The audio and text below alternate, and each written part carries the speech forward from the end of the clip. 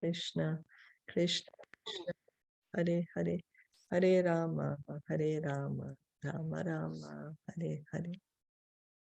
We continue reading from Srimad Bhagavatam, from Canto 3, Chapter 27. We'll read the text 23. Prakritihi purushasyeha dhayamanatva aharnisham tiro bhavitri shanakir agner yonir evaranihi. Translation and purport by His Divine Grace, A.C. Bhaktivedanta Swami Srila Prabhupada. The influence of material nature has covered the living entity, and thus it is as if the living entity were always in a blazing fire. But by the process of seriously discharging devotional service, this influence can be removed, just as wooden sticks which cause a fire are themselves consumed by it. Fire is conserved in wooden sticks, and when circumstances are favorable, the fire is ignited. But the wooden sticks, which are the cause of the fire, are also consumed by the fire if it is properly dealt with. Similarly, the living entity's conditional life of material existence is due to his desire to lord it over material nature and due to his envy of the Supreme Lord. So this is the reason we are here in the material world. Our material existence is going to continue till the time we have this envy of God, that why is God God and why I'm not God? And our desire to be God, our desire to manipulate or to control this material nature, our desire to enjoy this material nature for sense gratification. So then someone may say, what do you mean? That you mean we are supposed to suffer? We don't have to enjoy? No, we have to understand that yes, we have this need to enjoy, but we can enjoy only in the spiritual atmosphere. The true enjoyment is in the spiritual atmosphere. Thus, his main diseases are that he wants to be one with the Supreme Lord, or he wants to become the Lord of material nature. This is our problem. This is our problem. We want to become God. So we may think that, okay, right now I'm not God, but after I get liberated, I'm going to become God. I will merge into God. This is our disease because our desire to be God is so strong. And also the desire to control the material nature. The karmis try to utilize the resources of material nature and thus become its lord and enjoy sense gratification.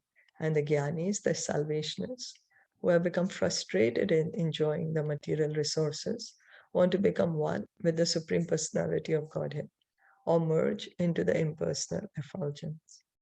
So either what we are trying to do is we are saying whatever we find in this material world is for my enjoyment. I'm going to enjoy it to the fullest of my capacity.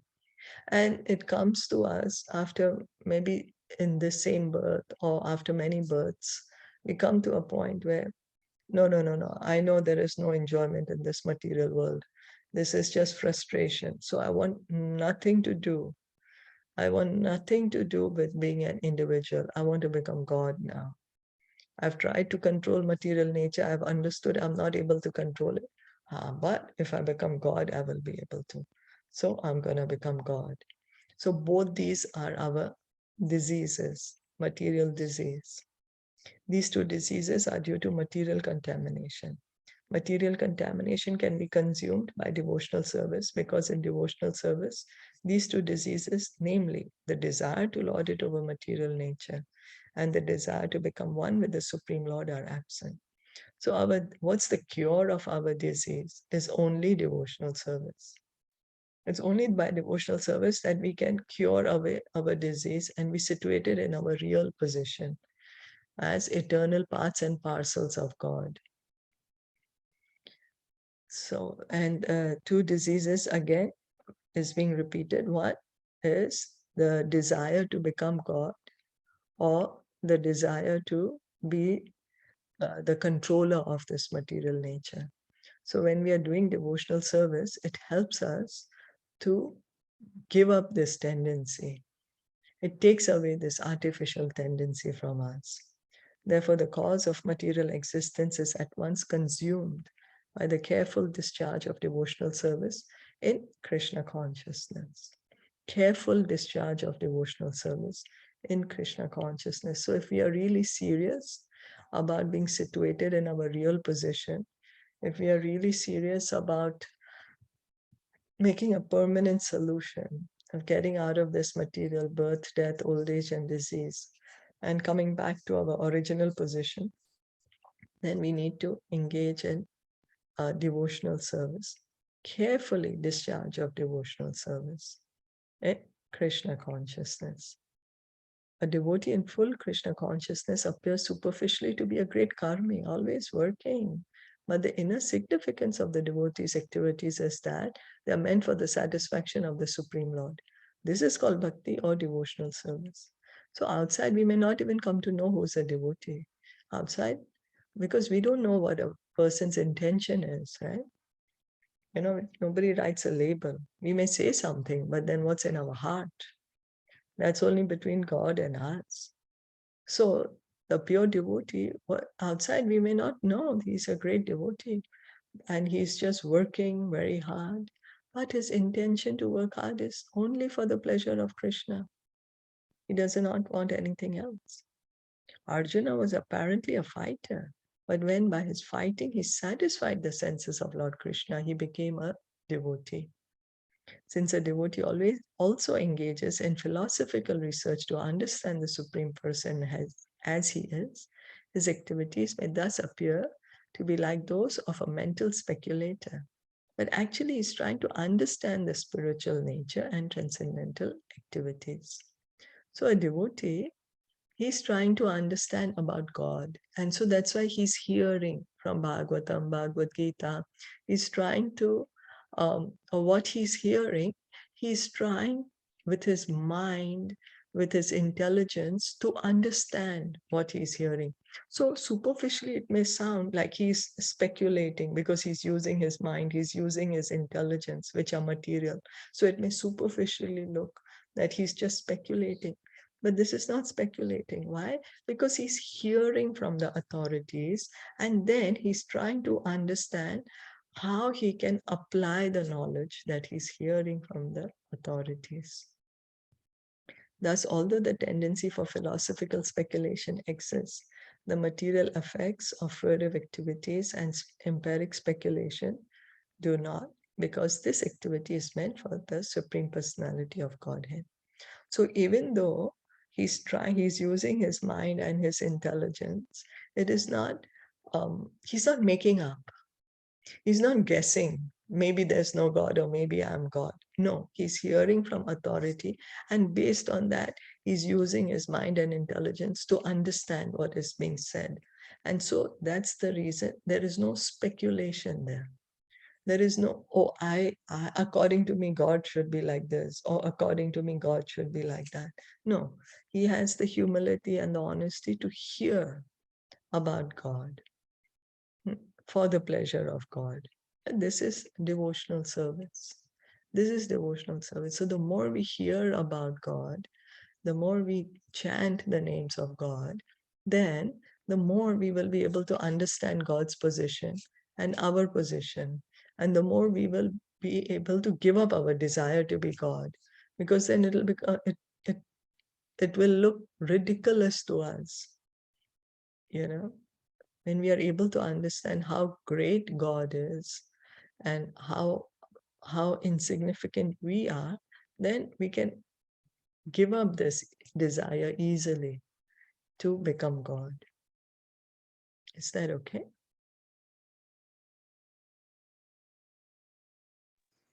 Yes, yes.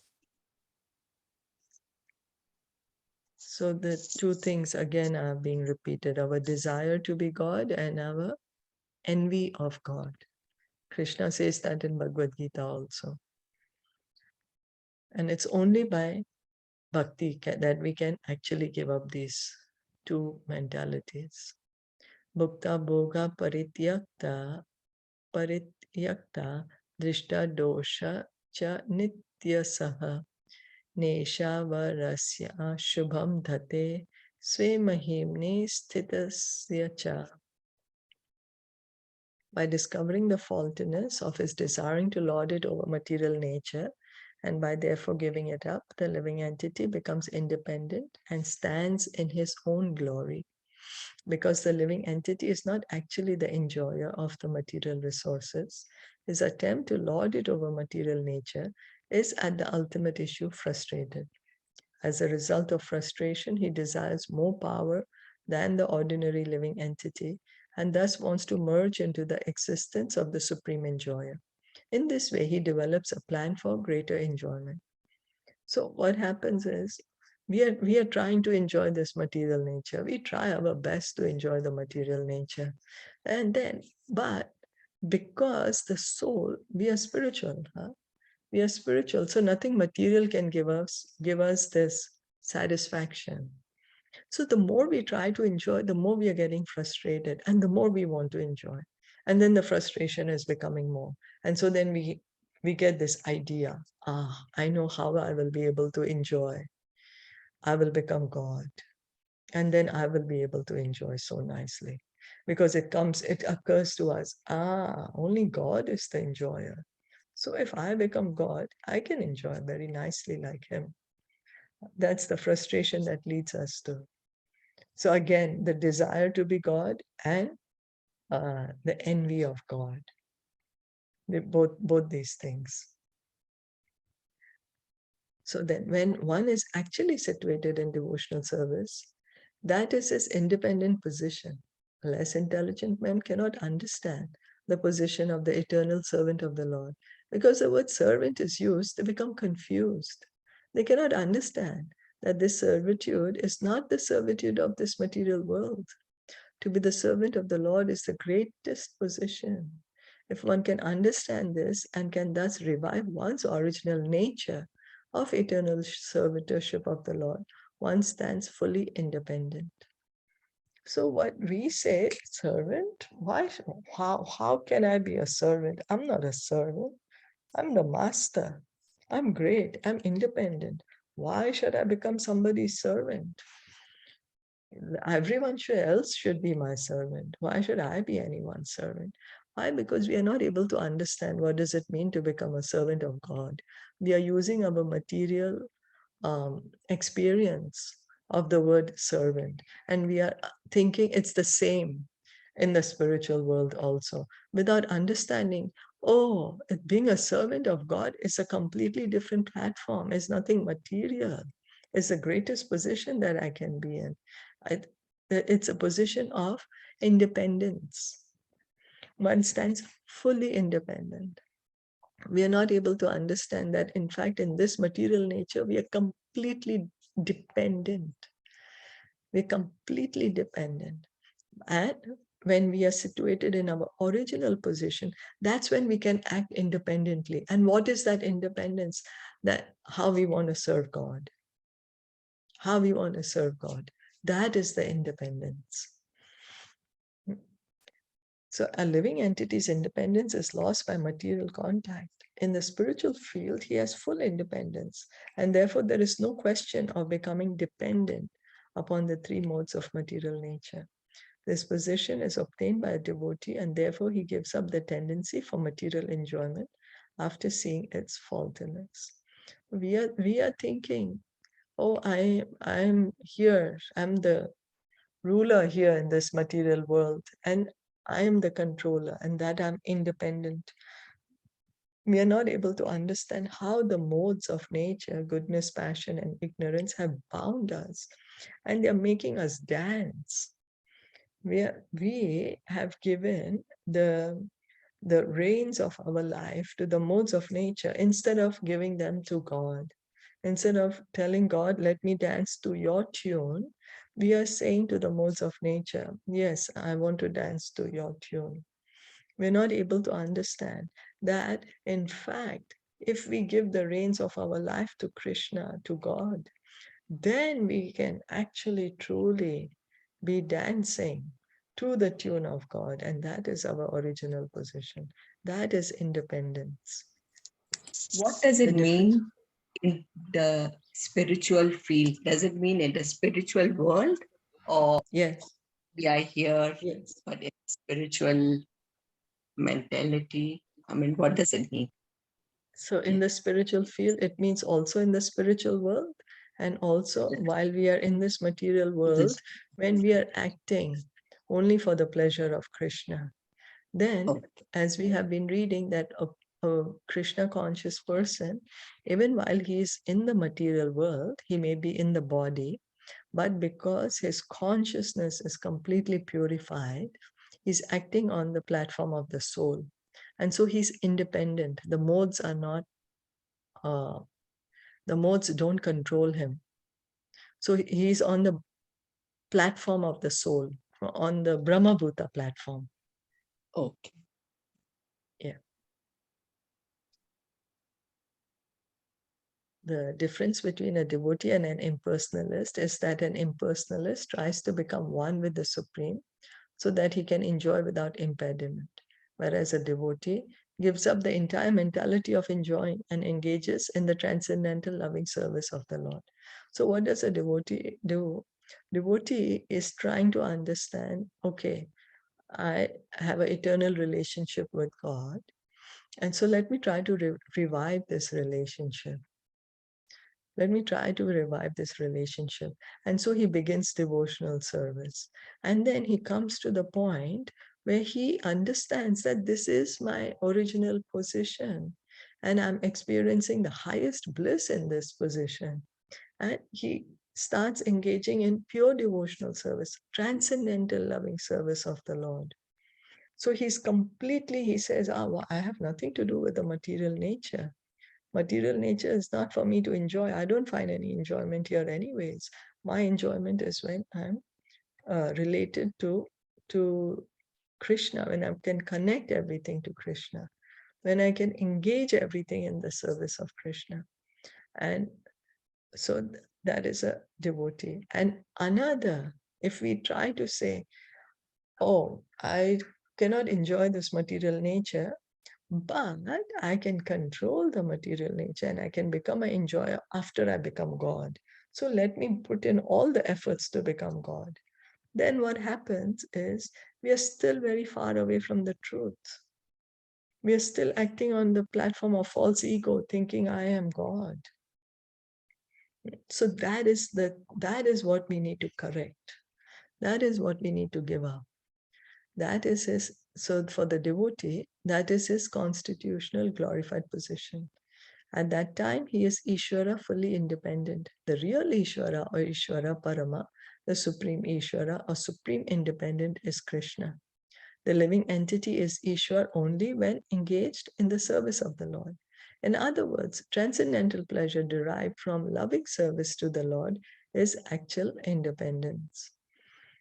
So we can be independent only when we are situated in our um, original position, in our original relationship with Krishna. At that time, there is no goodness, passion, ignorance that are binding us, whatever we are talking. Krishna gives so much information in Bhagavad Gita. He says, how we talk, or what we eat, or about the charity that we give. Each and everything, he says how they are influenced by these modes of nature. We think, oh yeah, that's me. Without understanding, we are being influenced by the modes of nature. But when we are situated in our true original position, then there is no modes. There is no modes of goodness, passion, and ignorance. There we are who we truly are. There is no external influence. Then on the liberated platform, that's why we are independent, because there's no modes binding us. We can be who we truly are. And that position is when we are engaging in service to Krishna. It's only then. That's the reason I said that one can be independent only when we are engaged in transcendental loving service to Krishna. Is that okay? Yes. Yes. So that point So that we they are say saying, that at that time he is Ishvara, fully independent. So that is like tamsik guna, like how Hiranyakashipu and how all that kind, right? That's an example. Like he thinks that he's Ishvara. no, this is where the point is being trying to understand that once we reach our real position, our Yeah. constitutional position, what happens is then we are Ishwar, Prabhupada is trying to explain here, is someone who's independent. Okay. Yeah. So So he at thinks that that time, he is God, right? That he thinks that he is God. No? no, no, no, no, no, no. So this is that the devotee, when he is completely understood, I am an eternal part and parcel of God. I'm an eternal servant of God. And he's engaging in that service.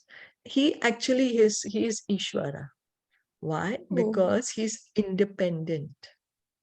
So Prabhupada is explaining he's not the supreme Ishvara or he's not supreme independent because that is only Krishna, but because the soul now is situated in his original position, there is no more binding of the ropes of no gunas are there, no goodness, okay. passion, ignorance is there.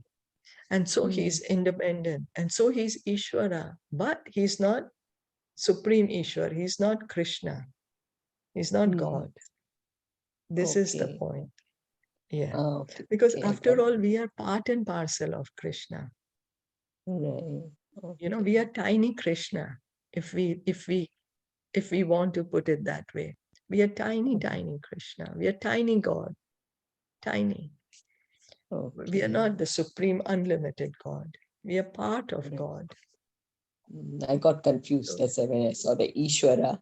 I said, but we are yeah. not Ishvara. Okay. Right. Yeah. So that point to understand, because in the spiritual platform, on the absolute platform, there is no difference between master and servant as such. Because in the material world, there is a difference, right? The servant is always serving the master. Huh? So there is a huge difference. But in the spiritual world, as such, there is no difference because it's an absolute world. It's an absolute platform. Yet the difference is there because the living entity in his heart, he just knows Krishna is the object of my love. I love Krishna a lot and I just want to please him. That So that there is also the he move. serves him, right? Even there, the living entity serves. He's a servitor in the supreme world. Yes. Yep. Yes. Yeah. Yes. The servitor mood is there in all the rasas. Hmm. Yes. Yeah. That I'm a servant of God. And then, of course, he also has, if he has another ras of friendship, or if he has a ras of parent or ras of madhurya, that is also there. But as you rightly said, that deep understanding that my position is that I'm servant of God, that he is completely understood. He's completely, understood it, or yes, he knows that this is my position. So then there is also this one point you mentioned that the jiva wants to become God. So then he already becomes God, right? But he knows that he is a servant. That is pure devotional service. Because you said that on the absolute platform, like when the soul is situated in his original position, he is Ishvara, already Ishvara. He but what he think is that no, I am a servitor of Krishna. Right? Yes. So also the point to understand, he's Ishwar, but he's not supreme Ishwar. Yeah. Hmm? I feel that So Ishvara only should not be there. Yeah, I'm you also mean it little this confuses why us, right? Ishwar. Yeah, this confuses Okay. like why So it's Ishwar? confusing. So the Mm. way we can try to understand is because Krishna is Satchidananda and we are his part and parcel. So we are also Satchidananda. Oh. We can understand like Mm. this. Mm. But Krishna is unlimited and we are tiny. the quantity, like how Yeah. the quantity we are different, right? The qualitatively we are same, like because he Yeah. has those qualities of Satchitananda. So we are also Satchitananda, but he's a Satchitananda Vigraha, right? Yeah. He's the supreme. He has a Vigraha also. Unlimited. He is Unlimited, yeah. unlimited. Yeah. He's And his unlimited. quantity is too much. We don't have that. Qualitatively, we might be equal in a very minute way, that also, but That's not right. Okay. that's Now much better. much better. Yeah, much Is that better. okay? Otherwise, So at no why? point can we become God. At no Yeah. point can we become God. And the idea is to revive our love of God, because each of us has this very deep love for God. And we just need to revive that. So when we revive that love of God, then we are in the spiritual atmosphere. Otherwise, we are trying to imitate God and try to become God. That is material atmosphere. Is that okay? Yeah. But see, like how in this material world, we want to enjoy also the material thing, and plus we want to also serve Krishna. Like we want to, so that should not be, right? But at least you're coming to the point that you want to serve Krishna, right? So that's glorious in itself, Yeah, because in the right? material, definitely we do have this little desires are there. It cannot just Yeah. go off, right? Yes, it's true. Very rightly said. And now, because you're having the desire to serve Krishna, so Krishna sees that. He sees the sincerity in our heart and he makes all the arrangements. Just today I was hearing Prabhupada was saying, we just have to make sure we have that sincerity in our heart, and Krishna will make all the arrangements. We continue with hearing and chanting, and he will take away all the material desires gradually. We have to understand it will take time. Why? Because we have been in the material world for a very long time. Very, very long time. Even longer than we can imagine.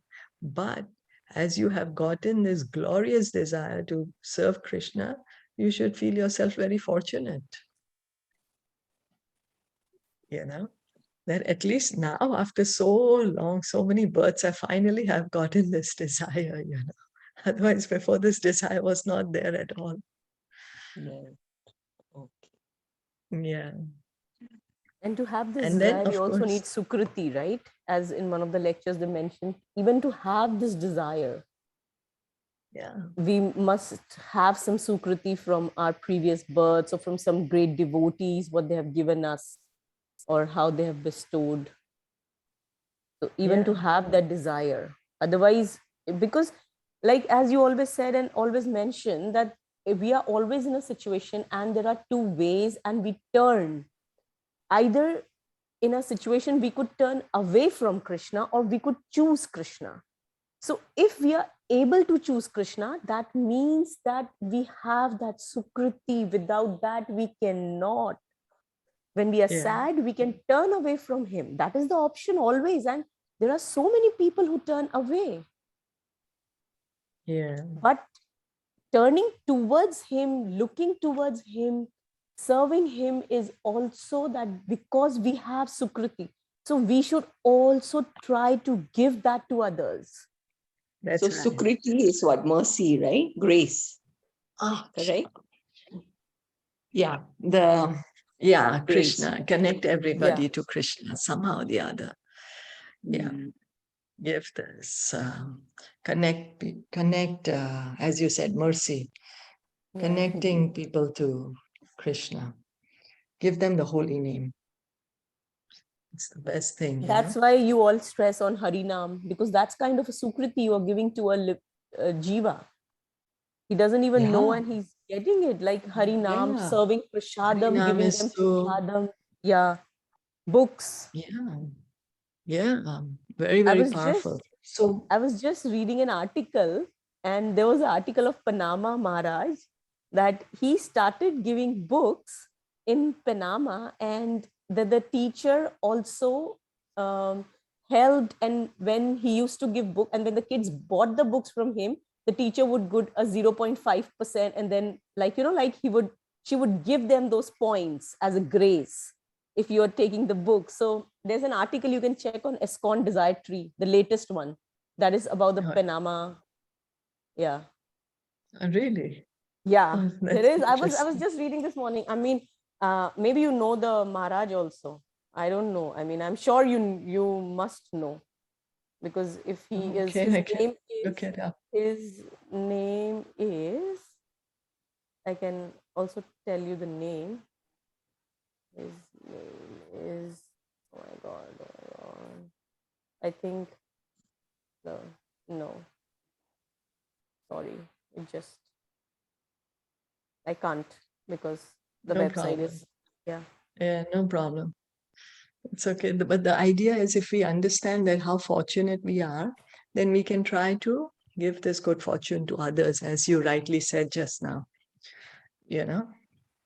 and make them also fortunate. And so that they can also begin their devotional life. And in that way, Krishna is very pleased. Krishna says, one who speaks about Bhagavad Gita to others becomes very dear to me. Yeah. So we can try to do that, then we can become dear to Krishna in that way. So that's the idea. It's true, we have material desires, but what to do, What to do? Rather, let us focus on the good things. Let us try to focus more on hearing and chanting, and those desires will gradually, they'll go away. True. Yeah. Yeah. Desires will gradually, the interests will.